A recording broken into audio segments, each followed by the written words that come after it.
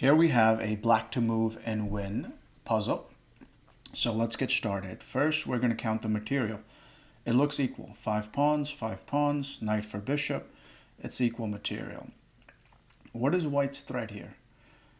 White wants to play this move and fork our pieces, right? However, there's a pawn here.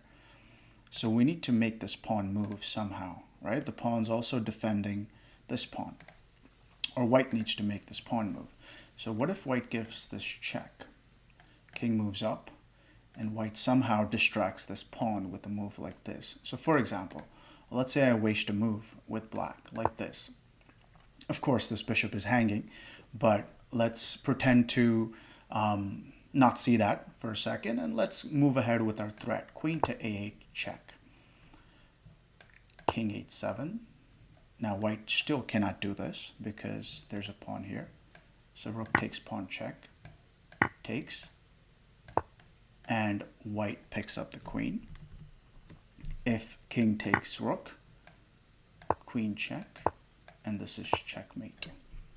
So that's white's threat, is to give this check, and win the game.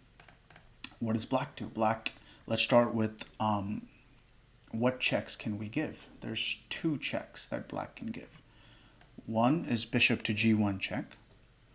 If we do that, white can just say, thank you very much for the free piece. So that's not good. I'm sure you noticed this, but there's a discovered attack on the queen, right? So if this rook moves, we attack the queen. This is also a check. So rook takes pawn check. King takes rook, the only move that makes sense. I mean, why would you go back when you can take the rook, right? You take the rook. Thank you for the queen. Now black has a queen for a rook and an extra pawn. If white takes here, we say thank you very much, and black is completely winning. So that's the solution. It's rook takes pawn check and pick up the queen. Okay, hope you enjoyed that. See you in the next video. Thank you.